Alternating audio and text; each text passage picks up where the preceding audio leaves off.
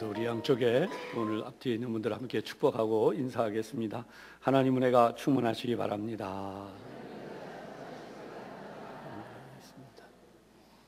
낮은 곳에서 시작된 하나님의 역사라는 제목으로 이 시간 우리 함께 은혜를 나누도록 하겠습니다. 신약 성경에는 예수님의 탄생과 관련해서 두 개의 계보가 기록되어져 있습니다. 하나는 오늘 본문인 마태복음에서, 또 하나는 누가복음에서 예수님의 탄생에 대한 계보를 기록하고 있습니다. 우리는 오늘 이 계보를 보면서 도대체 이 계보가 어떤 의미를 가지는가, 이 부분을 좀 깊이 생각하려고 합니다. 오늘 본문 1절을 보면 아브라함과 다윗의 자손 예수 그리스도의 계보라 이렇게 해서 시작하는 내용으로, 끝은 우리 16절에 보면 마리아에게서 그리스도라 칭하는 예수가 나시니라 이렇게 해서 마태복음의 계보가 끝나게 돼요. 그런가 하면 누가복음에는 누가복음 3장 23절에서 시작이 되어지면서 예수께서 가르치심을 시작하실 때에 30세쯤 되시니라 사람들이 아는 대로 요셉의 아들이니, 요셉의 위는 헬라요 이렇게 해서 계속 올라가는 상향식 조절이 됩니다. 그리고 마침내 그 위는 하나님이시니라, 그래서 하나님으로 마치게 되죠. 이 두 개의 족보를 보다 보면 크게 두 가지 의문점이 생기는 거예요. 첫째, 우선 왜 마태와 누가는 서로 다른 이런 방식의 내용으로 이 족보를 기록하고 있는가라고 하는 것. 또 두 번째는 분명히 예수님의 계보인데 왜 이 계보 속에 들어있는 예수님의 조상들의 이름이 똑같지가 않느냐, 서로 다르냐, 이제 이런 부분이죠. 우선 이 두 가지를 먼저 생각하면 마태복음과 누가복음은 독자층이 달라요. 편지를 보내서 보려고 하는 사람들이 다른데, 마태는 유대인들에게 예수님이 누구신가를 설명하려 했다는 거예요. 그래서 가장 중요한 것은 유대인들이 예수님은 아브라함과 다윗의 후손일 뿐만 아니라 하나님께서 약속하신 바로 그 메시아다라고 하는 것을 설명하기 위해서 쓰여지다 보니까 이 마태복음의 계보는 지금 오늘 우리가 본 것과 같이 이렇게 아브라함으로부터 시작해서 여기까지 예수님이 오실 때까지 기록하고 있는 거예요. 그런데 누가복음 1장에 나타나듯이 이 당시에 분명히 보내는 인물이 있었어요. 그것은 뭐냐면 데오빌로라고 하는, 데오빌로 각하라고 이제 일반적으로 써 있으니까. 근데 원래 테오스와 필로스, 테오스는 하나님이고요, 필로스는 신실한 신앙을 가진 이라는 뜻으로 축약을 할 수 있는데, 이게 합쳐진 거예요.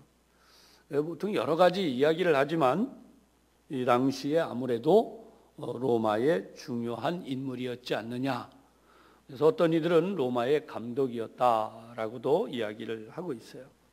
어쨌든 독자층은 지금 여기 나와 있는 누가복음의 내용으로 보면 이 예수님에 대한 이야기를 누가 자신이 이방인인 것처럼 이방인들도 읽을 수 있도록 이렇게 기록이 되어져 있는데, 누가는 이때 당시에 이방 세계의 편만에 있는 우리 얘기하는 제우스 신이라고 하는 하나님을 대신하는 자리에 있는 그런 존재를 뚫고 우리 하나님이 보내신 하나님의 아들이다라는 것을 알려줘야만 했어요.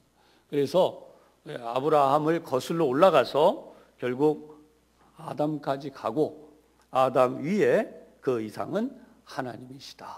그래서 이렇게 마치게 된 것이죠. 그러면 이제 아까 말씀드린 두 번째, 왜 이 양쪽의 족보의 이름이 서로 일치하지 않느냐?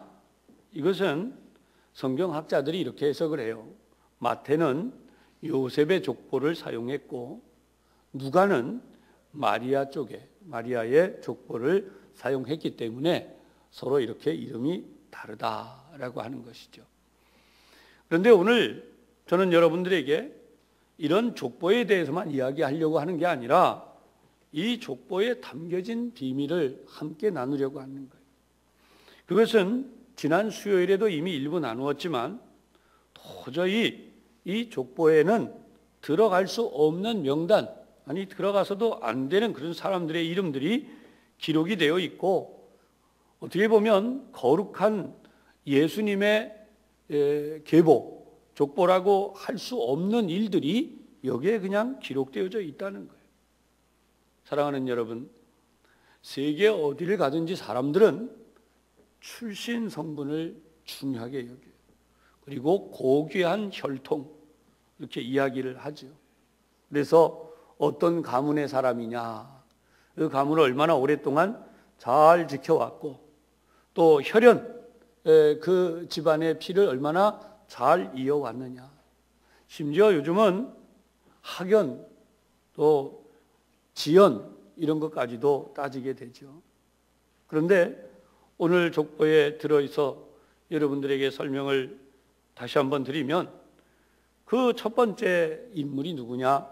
다말이라고 하는 사람이에요. 우선 간단히 다시 한번 정리를 해드리면, 유다는 자기 아들을 위하여서 참하고 좋아 보이는 며느리를 얻었어요. 그 며느리 이름이 다말이에요. 아들이 셋이 있었는데 첫 번째 아들 엘에게 바로 이 다말을 아내로 얻어 주었습니다. 그렇게 다말은 유다의 장손 엘과 결혼을 했어요. 여러분 성경을 보면 오늘 3절에 이렇게 나오죠. 유다는 다말에게서 베레스와 세라를 낳고 이렇게 나가요. 근데 그 앞쪽 2절 끝을 보면 야곱이 나오는데, 우리가 아는 대로 아브라함과 이삭과 야곱, 우리 보통 다 외우고 있죠, 이 정도는. 그런데 그 야곱의 아들을 소개할 때 유다로 소개를 해요. 원래 장자는 루벤이에요. 그런데 루벤이 부끄러운, 하지 못할 일을 해서 결국 그 장자권을 빼앗겼고, 네 번째 아들인 유다가 장자가 된 것이죠. 그런데 잘 보시면 유다와 그의 형제들을 낳고 해서 야곱의 후손 가운데 유다를 특별히 구별을 했어요. 여기에 하나님의 뜻이 숨겨져 있는 거죠. 하나님은 이스라엘 민족이 지금도 유대인이다 이렇게 불리게 된 그 비밀이 여기에 있다는 사실을 알려주시는 거예요. 그래서 이스라엘 민족의 대표 족속으로 유다, 그리고 지금은 모든 이스라엘 사람들을 통칭해서 유대인이다 이렇게 부르도록 여기에 하나님의 섭리가 숨겨져 있다는 거예요. 그런데 3절을 잘 보면 유다는 다말에게서 베레스와 세라를 낳았다 이렇게 기록되어 있는 거예요. 앞에서 말씀드린 것처럼 유다는 정말 좋은 며느리 다말을 얻어서 자기 맏아들에게 아내로 주었습니다. 근데 성경을 보면 창세기에 하나님께서 이 유다의 맏아들 엘을 죽이십니다. 왜냐하면 하나님 보시기에 악했다고 기록되어져 있어요. 결국 엘이 죽었어요. 그 당시의 풍속에 의하면 둘째 아들이 두 번째 형을 대신하여서 형수를 아내로 취하고, 그리고 첫 번째 낳는 아들은 바로 형의 이름으로 그 가문을 이어가도록 하는 것이 그 당시의 의무였었습니다.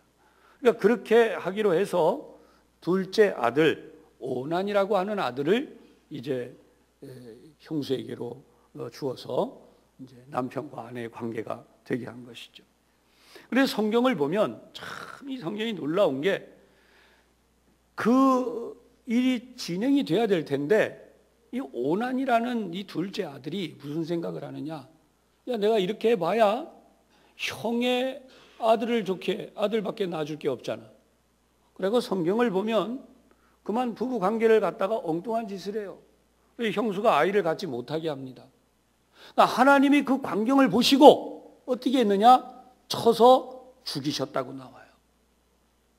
여러분, 이 말씀을 우리가 들을 때에 그저 뭐 성경에 그런 난잡한 같은 그런 얘기들이 왜 들어있나? 이거는 큰 오해예요. 오늘 이 자리를 빌어서 분명히 여러분들이 말씀드립니다. 남자와 여자가 성행위를 하는 자체는 하나님의 거룩한 뜻에 의한 것입니다. 할렐루야. 그것을 어기면 죽어요. 명백히 말씀드리지만 오늘 예수 그리스도를 통하여 이 땅에 하나님의 은혜와 복이 임하여서 이렇게 우리가 사죄의 은총 가운데 살고 있으니까 이렇게 살고 있고 죄를 지어도 그런 음란한 죄들을 지어도 그냥 이렇게 넘어가는 것이지 그렇다고 그 죄가 없어진 게 아니에요. 반드시 회개해야 돼요. 그 죄값이 치러지기 때문에. 그런데 현대 사회 속에서 이러한 일들이 벌어지는 걸 아무렇지도 않게 좀 부끄러운 이야기지만 하루는 이 남자, 하루는 저 여자, 이건 절대 있을 수 없는 얘기입니다.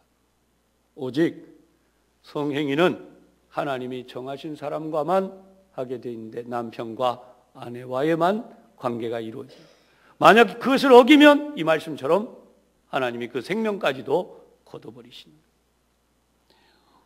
그런데 이렇게 해서 형제가 나란히 다 그만 죽었어요.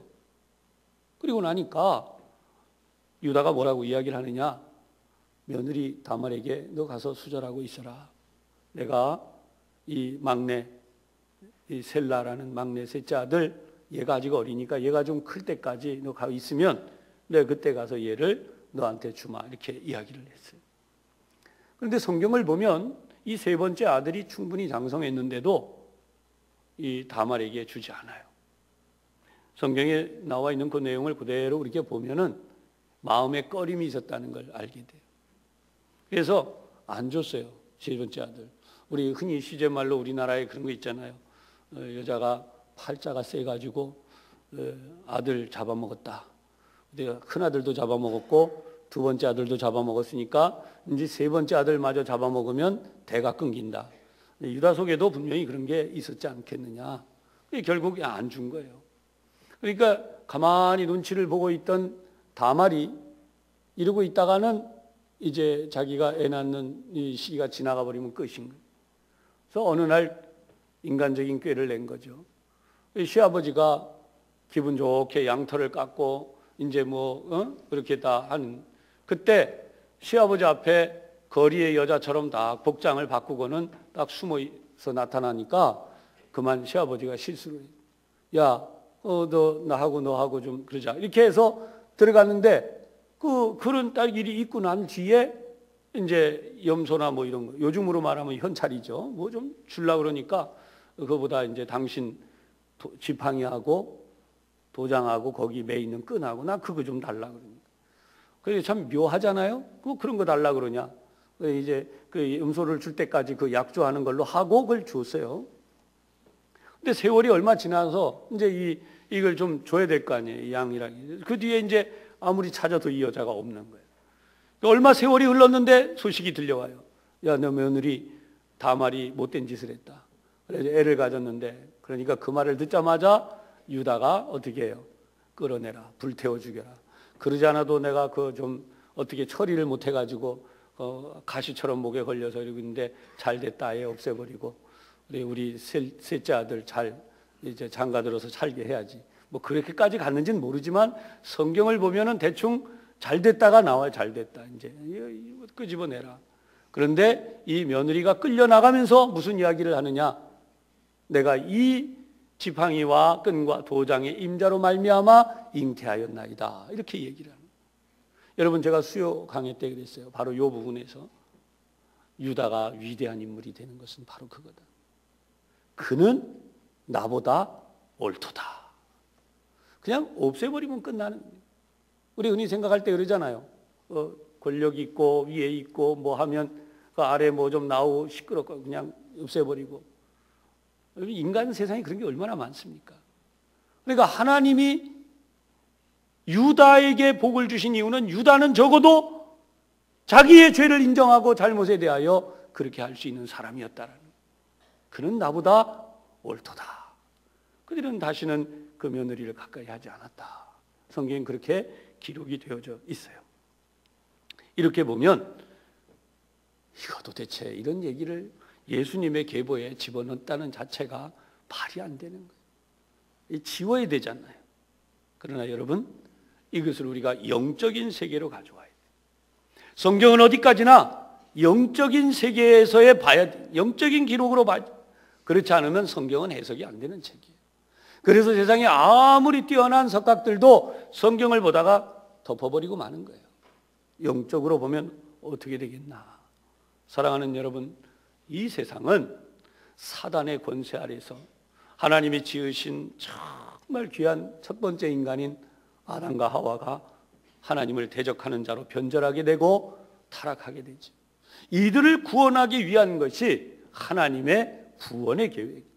이 세상이 왜 존재하느냐? 이 세상을 없애버려도 되는데 하나님이 이 세상을 존재하게 하신 이유는 딱 이 세상을 구원하기 위해서 남겨두셨다는 거예요.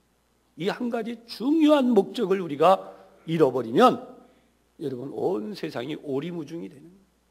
내가 왜 살고 있는지, 내 집안이 왜 이렇게 있는지, 내 집안이 왜 이렇게 뒤숭숭한지, 세상이 왜 이렇게 골치 아프고 복잡한지. 그런데 이것을 영적인 세계에서 다 바라보면 그것이 오늘 1절에 나오는 중요한 표현이에요. 아브라함과 다윗의 자손 예수 그리스도의 계보라. 이 말씀은 무슨 의미냐? 이제 이 세상에 구원자이신 예수님이 오시는데, 하나님의 아들 예수님을 이 땅에 보내시는데 어떻게 보내느냐? 아브라함과 다윗의 자손으로 보내신다. 아멘. 아브라함과 다윗의 자손으로 보내신다는 거예요. 그냥 보면 평범해 보이지만 하나님은 이런 비밀을 여기에 명백하게 우리에게 알려주세요. 따라서 우리의 영적인 눈이 열리면 지금도 이 세상에 하나님의 이 영적인 계보와 역사가 있다는 사실을 분명히 깨닫게 되는 것이죠. 이 성경을 보면 위기가 등장해요. 그게 뭐냐? 앞에서 일어난 사건이죠. 한번 이렇게 설명해 보겠습니다. 사단이 역사합니다. 사단이 역사하는데 여러분, 지금도 우리 가운데 사단이 역사해요. 오늘 예배를 드리고 있는 우리 가운데에도 사단이 역사합니다. 근데 사단이 어떻게 역사했는지 이 성경을 보면, 원래 엘이란 이름은 하나님을 잘 공경한다는 뜻에서 가장 하나님을 경외하는 이름을 엘이에요. 엘. 그런데 이 아들의 속에 사단이가 들어가서 역사입니다. 하나님을 잘 섬겨야 할 자가 하나님을 대적하는 아주 악한 자가 되어버렸어요. 그러니까 하나님이 그 악한 자에게서 후손을 받을 수가 없습니다. 그 악한 자를 하나님이 죽이십니다. 하나님 마음이 얼마나 아프시겠어요. 근데 거꾸로 사탄은 박수를 치는 거예요. 하나님이 아담과 하와가 타락했을 때도 하나님은 너무나 마음이 아프시지만 사단은 얼마나 춤을 췄을까요? 하나님의 역사를 망쳤다. 이제 예수는 못 온다. 애를 죽여버리고 나니까 그 다음에 사탄이 또 역사합니다. 두 번째 아들 오난의 속에 들어가도 역사했어요. 그 마귀의 역사가 얼마나 강했는지, 얼마나 이기적이에요. 여러분 생각해 보세요.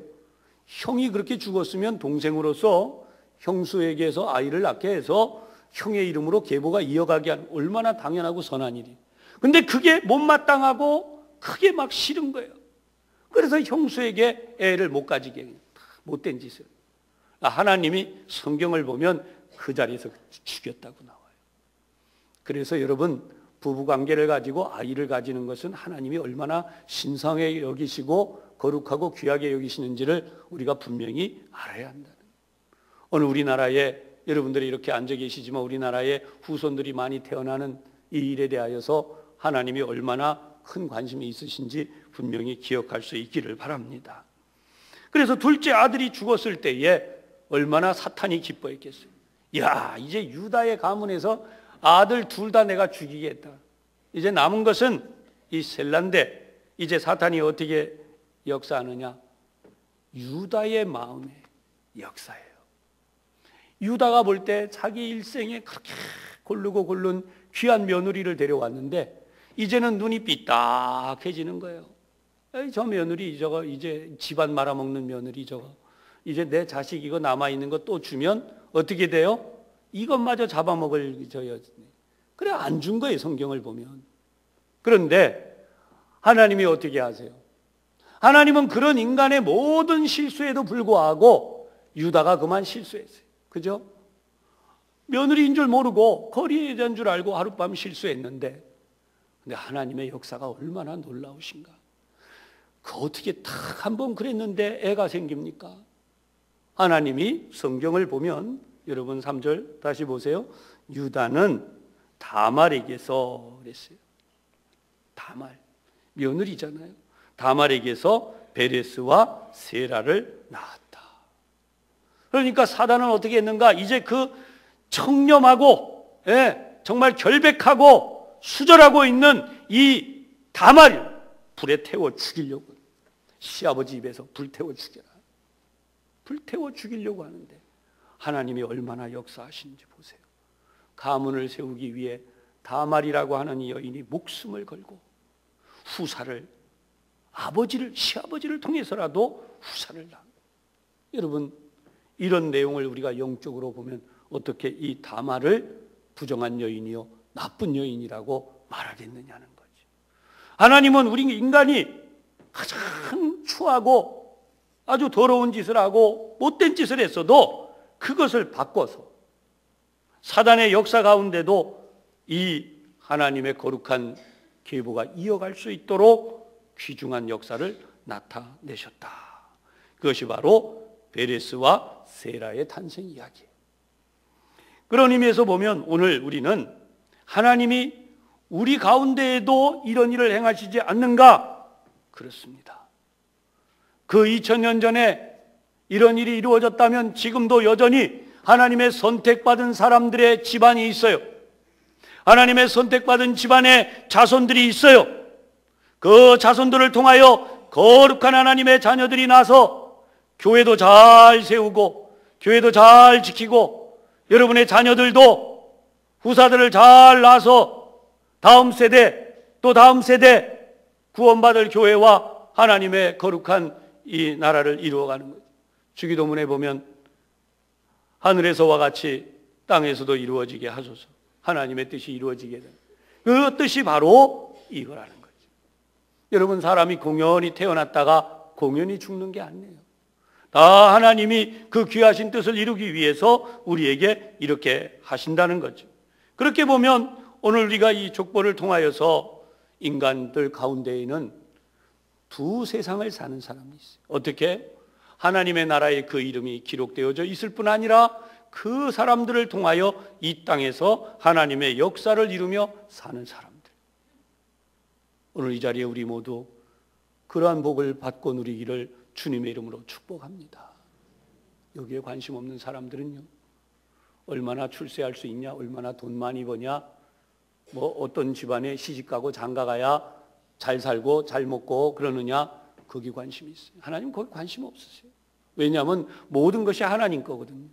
아이를 못 낳는 집안도 낳게 하시고 없는 물질도 부어주시면 부자 되고 뭐 집안 대대로 뭐 전염병 온갖 안 좋은 거 있던 집안도 하나님이 예수님의 보혈로 싹 씻어버리면 그 집안의 후손들이 건강하게 잘 살아요. 할렐루야. 하나님께 늙지 못하심이 없어요. 그런데 사람들은 여전히 뭘 따지느냐? 혈연, 지연, 학연 뭐 한데 그 집안에 뭐 내력이 뭐냐? 그거 뭐 어떻게 되냐? 다.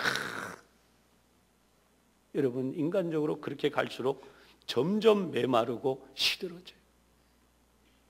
비록 성경을 보면 며느리를 통해서 아들을 보게 하셨지만 하나님의 계보는 끊어지지 않게 하셨다. 할렐루야. 그게 성경이에요. 성경은 영적인 눈을 뜨지 않으면 이 비밀을 알 수가 없어요. 그러면 여러분, 지금도 사단은 어떻게 하는가? 지금도 사단은 역사예요.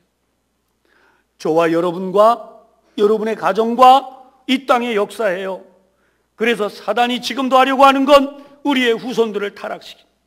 어릴 때는 교회를 잘 나오는데 마귀가 사탄이가 들어가 역사하니까 핑계가 그거예요. 아유, 목사님 설교도 은혜가 안 되고 교회 가니까 뭐 어느 장로님도 싫고 어디 가니까 또 뭐 어느 뭐 누구도 싫고 교회 나가기 싫다. 요즘은 어떻게 돼요? 야, 교회가 타락했어. 목사들이 타락했어. 그런 교회 다니면 뭐해? 11조 내라고. 지금 같은 때 11조. 그런 타락한 목사. 마귀가 들어가서 역사하는 거예요. 수단 방법 가리지 않고 지금 그런 역사. 지금 이 땅에 하고 돌아다녀요. 거기에 맞춰서 얼싸 좋다 따라가고 있는 사람들은 마귀 따라서 지옥 가는 거예요. 제 설교 듣고 어떤 사람들 막 이상한 얘기 할 수도 있어요. 명백히 말씀드립니다. 깨끗해요? 그렇게 말하는 사람들이 하나님 앞에 의인이에요? 절대 없어요. 세상에 가장 추한 악인은 하나님을 모르는 자예요. 마치 부모님이 내 부모님이 아니라 부모님 모른다 하는 자가 가장 악한 자인 것처럼 늘 말씀드리지만 하나님 모른다는 자가 세상에서 제일 악한 자예요. 하나님 편에서 볼 줄 모르는 자는 하나님의 영적인 세계를 모르는 거예요. 오늘 말씀의 제목이 낮은 곳에서 시작된 하나님의 역사. 우리는 다 높은 데 가고 높은 데 출세하려고만 해요. 그런데 하나님은 절대로 그렇게 안 하세요. 여러분, 베드로전서 1장 8절에는 근신하라 깨어라 너희 대적마귀가 우는 사자같이 두루 다니며 삼킬 자를 찾나니. 베드로 사도의 말입니다. 저도 타락할 수 있고 여러분도 타락할 수 있고 오늘 아무리 잘 믿는다고 해도 마귀 사탄이 장난에 넘어가면 우리 다 무너지게 돼 있어요. 대표적인 예가 두 번째로 오늘 성경 6절에 이렇게 나오죠. 6절 보세요.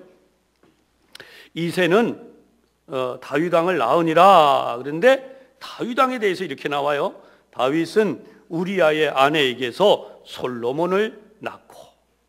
아니 이게 웬 말이에요? 다윗 왕이 그의 아내에게서 솔로몬을 낳고 이렇게 나와야지 엉뚱하게 우리아의 아내에게서 솔로몬을 낳았다 이렇게 기록하고 있어요. 이 어떤 표현일까요? 우리아가 누구입니까? 이방인이에요. 유대인이 아니에요. 다윗이 고통당하고 도망다닐 때 그를 쫓아와서 충복으로, 요즘으로 말하면 충견 중에 충견이에요. 죽을 때까지 절대 이 다윗 왕을 배신하지 않아요. 그런데 어떤 일이 벌어졌나? 이 다윗 왕이 한밤중에 이제 어느 정도 나라가 기틀이 잡히니까 뒷짐지고 구경 좀 했던 것 같아요. 근데 저 보니까 이쁜 여자가 저기서 목욕을 하니까 야, 좀 데려와 봐라. 그래서 그날 밤에 그만 잘못을 했어요. 근데 알고 보니까 자기의 그 충복의 아내인 줄을 모른 거예요. 근데 이 여자한테 애가 생겼어요. 그러니까 다윗 왕이 머리를 썼어요. 야, 우리아를 2번이나 불렀어요. 전쟁 중에. 야, 전쟁 그만하고 와라. 내가 특별 휴가를 주마. 네 아내와 하룻밤을 지내라. 2번이나 이렇게 보냈는데 이 충신이 안 가고 왕의 궁전에서 그냥 자버렸어요. 왕이 생각하니까 모면할 길이 없는 거예요. 애 생긴 거를. 보내버리면 이게 좀 그렇게 해서 생겼다고 핑계를 대겠는데. 그래 할 수 없이 그 손에 편지를 써서 들려보내요. 그 편지의 내용이 뭐냐? 자기 죽을 편지를 갖고 간 거예요. 우리아가. 요압이라는 장군한테 딱 내밀었는데 그 편지에 전쟁이 맹렬할 때 이 우리아를 두고 후퇴해라. 그래가지고 전쟁이 확 일어난 통에 아주 맨 앞에다가 우리아를 내버려 두고 싹 후퇴하니까 화살이 날라와가지고 우리아는 죽어버렸어요. 요즘으로 말하면 살인, 교사, 공모, 온갖 죄가 다 협의돼요. 참 다윗이가 그런 사람이에요. 어떻게 그런 짓을 저지를 수 있는지. 성군 중에 성군이요 하나님이 말씀하시기를 내 마음에 합한 자다 그랬던 사람이 바로 이 다윗인데 다윗이가 그런 죄를 졌다는 거예요. 그런데 어떻게 되었어요? 그런 죄를 짓고 이제 자기가 어떻게 할 바를 모르게 된 것이 선지자를 통해 책망을 받은 거예요. 그때 다윗이 훌륭한 것은 회개했다는 거예요. 아까도 유다에 대해서 그는 나보다 옳도다. 자기 며느리를 보고 그는 나보다 옳도다라고 했던 것처럼 다윗도 이러한 잘못에 대해 고백을 해요. 내가 잘못했고.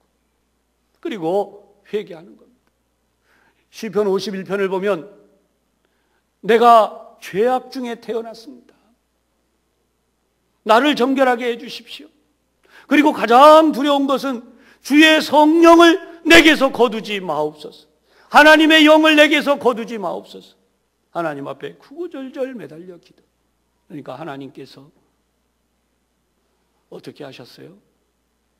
그 죄를 용서하시는데 죄의 대가는 지불하게 하세요. 그 불륜으로 인해서 생겨난 아기는 하나님이 그 생명을 데려가 버리죠. 아무리 다윗이 엎드려 하나님 앞에 빌고 기도해도 그 생명은 데려가죠. 그 대신 우리아의 죄에 대하여 명백하게 하나님이 정의를 세우세요. 그래서 하나님은 용서의 하나님이신 동시에 정의의 하나님이라는 사실을 분명히 기억하시기를 바랍니다. 그래서 오늘 본문 6절에도 이 명백하게 다윗은 우리아의 아내에게서 두 번째 아들인 솔로몬을 낳았다.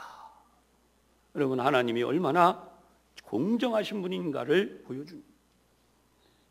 우리가 여기서 더 하나 깨달아야 되는 것은 인간의 범죄까지도 변화시키시되 예수님이 이 땅에 오셔서 우리의 모든 범죄와 허물과 죄를 다 담당하셔서 오늘 다윗의 모든 수치를 가리우시고 선을 이루셔서 이 가문에서 기어이 예수님이 태어나게 하신 것처럼 오늘 이 자리에 예배하는 우리들 가운데에도 우리의 실패가 있고 깨어짐과 무너짐이, 부끄러움이 우리 얼마나 많은지 몰라요. 여러분, 우리가 얼마나 수치스러운 것들이 있는지 몰라요. 아버지가 자식에게 누구한테도 말하고 싶지 않은 부끄러운, 그런데 하나님은 그 모든 것들을 다 어떻게 하시는가? 예수님의 보혈의 공로를 통하여 가려주시고 오히려 그것이 변하여 복이 되게 하시는 것이죠. 오늘 이 놀라운 역사를 분명히 깨달으시기를 바랍니다. 세상과 교회가 다른, 거룩한 계보와 세상의 계보가 다른 게 뭐예요? 세상의 계보는 인류. 그러나 거룩한 계보, 성경에 있는 하나님의 계보는 가장 낮은 곳에 우리가 부끄럽고 가리고 싶은 그것을 하나님은 치료하시고 고쳐주시고 회복시켜 주신다는 사실이, 오늘 이 사실이 우리 가운데 새로운 소망이 되기를 주님의 이름으로 축복합니다. 세상은 다 지적하기 바빠요. 정치인들은 정치인들대로, 경제인들은 경제인들대로, 학자들은 학자들대로 다 잘못한 것, 잘못해. 여러분, 낮아질수록 잘못에 대해 말할 겨를이 없어요. 왜냐하면 내가 추하고 내가 더럽기 때문에. 예수님은 가장 낮은 갈릴리 나사렛에서 어린 시절을 보내며 성령. 여러분, 예수님이 어떻게 태어나셨어요? 낮은 직업, 목수의 집안. 이 세상에 그 누구도 그렇게 태어나는 적이 없는, 바로 날 곳이 없어서 짐승의 먹이통이 되는 구유에다가 예수님을 누워놓을 정도로 예수님 낮은 데서 자랐어요. 요즘으로 말하면 그 낮은 동네 갈릴리, 거기서 뭐 사람 구실도 못하는, 뭐 이렇게 욕하는 동네예요. 거기서 예수님이 자라났어요. 여러분, 우리 자녀들 그런 데서 기르고 싶은 이가 누가 있습니까? 다 인류, 좀 이런 표현이 파랗군, 좋은 데다 보내려고. 그런데 하나님은 어떻게 하시나? 가장 낮은 곳에서 가장 위대한 하나님의 아들이 자라나셨다는 사실. 할렐루야. 그러면서 여러분, 위로와 소망과 용기를 가지시기를 바랍니다. 하나님은 나를 치료하시고 하나님 나를 회복하시고 나의 가장 부끄러운 것을 가려주시고. 여러분 자녀들 너무 뭐라 하지 마세요. 좀 모자라도, 공부 좀 못해도, 그렇게 아주 출세 못해도 뭐라 하지 마세요. 너 출세하지 못하면 맨날 우리 사회가 인류병에 걸려있죠. 인류병 다. 그러다 보니까 아이들이 다 병들고 씨름하게 되고 학생들은 학생들대로 목숨을 버린 아이들까지 나오고. 여러분, 금년 한 해 동안 이 땅의 모든 어려움을 밝히는 우리 교회가 될 수 있고 우리 성도들이 되기를 주님의 이름으로 축복합니다. 끝으로 하나만 말씀드리고 오늘 말씀 마치려고 해요. 지난 연말에 제천에 화재가 났었어요. 근데 이 화재가 났는데 목사님이 돌아가셨다, 그 화재 안에서. 근데 좀 오해하는 분들은 그 목사가 뭐하러 거기까지 가서 사우나 하다가 불 속에서 죽었나. 저도 그렇게 생각했어요. 부끄럽게도. 뭐 많은 분들이 다. 그런데 거기서 세상을 떠난 고 박재웅 목사님, 어떤 분이냐. 지금 1월이잖아요. 바로 이 1월 달에 이 주일학교 학생들하고 베트남 단기 선교를 가기 위해서 또 그 아이들에게 맛있는 거 챙겨주고 그렇게 해주기 위해서 바로 이 제천의 이 스포츠센터 사우나에서 알바를 하셨대요. 이 목사님이. 시급 5천 원을 받고 이분이 알바를 하셨다는 거예요. 그러다가 이렇게 화재를 당해서 돌아가신 거예요. 제가 이 뉴스를 접하니까 가슴이 어떻게 먹먹한 수준이 아니에요. 이걸 어떻게 해야 되느냐. 우리 모두 판단이 그렇다는 판단이. 목사들이 놀러나 다니고 말이지. 여러분, 이 목사님 사모님 아이들이 아직 어려요. 여러 명. 물론 하나님이 그 아이들도 잘 성장해 하실 줄 믿어요. 한번 생각해 보세요. 우리 인간이 어떤 생각을 가지고 살고 있나. 담임 목사 굳이 가서 그렇게 할 필요 없잖아요. 그래도 이분은 이 낮은 곳에 어려운 교회 그렇게 학생들 데리고 선교 안 하면 어때요? 그래도 하나님 앞에 그 일을 우리 같이 아이들 데리고 가서 이게 우리가 이 땅에 사는 이유다. 이게 우리 가문의 존재 이유다. 이게 하나님이 우리에게 맡겨주신 일이다. 이거 일깨워주고 그들과 함께 선교하러 가려고 하다가 하나님 앞에 이렇게 부름을 받았다는 제천 드림 성결교회 이야기입니다. 사랑하는 여러분, 오늘 우리가 이 땅에 사는 이유가 무엇인지 다시 한번 깨닫고 낮은 곳에서 역사하시는 하나님, 우리 가운데 낮은 곳에서부터 시작되는 하나님의 역사를 우리들도 응답하며 이루어갈 수 있기를 주님의 이름으로 부탁하고 축원합니다. 기도하겠습니다. 하나님, 세상은 더 높은 곳으로 그래서 정작 예수님을 맞이하기로 대를 물려 기다려왔던 대제사장, 바리새인, 서기관, 그들이 더 높은 곳만 보다가 낮은 곳에 오신 예수님을 맞이하지 못한 채 결국 이제는 다시는 하나님을 볼 수 없는 자들로 예수님을 십자가에 못 박기까지 너같이 천한 것이 어떻게 하나님의 아들이냐, 결국 예수님을 십자가에 못 박아 죽이고 말았고 그들은 영영 구원받을 기회를 놓쳐버렸습니다. 오늘 이 시간 말씀을 듣고 결단하는 저희들, 하나님, 우리에게도 부끄러움과 수치와 가리고 싶은 것들이 있는데 하나님은 이 모든 것들을 다 치료하시고 회복시키시며 이 한 해 동안에도 낮은 곳에서부터 하나님의 은혜와 복의 역사가 일어나는 줄로 믿습니다.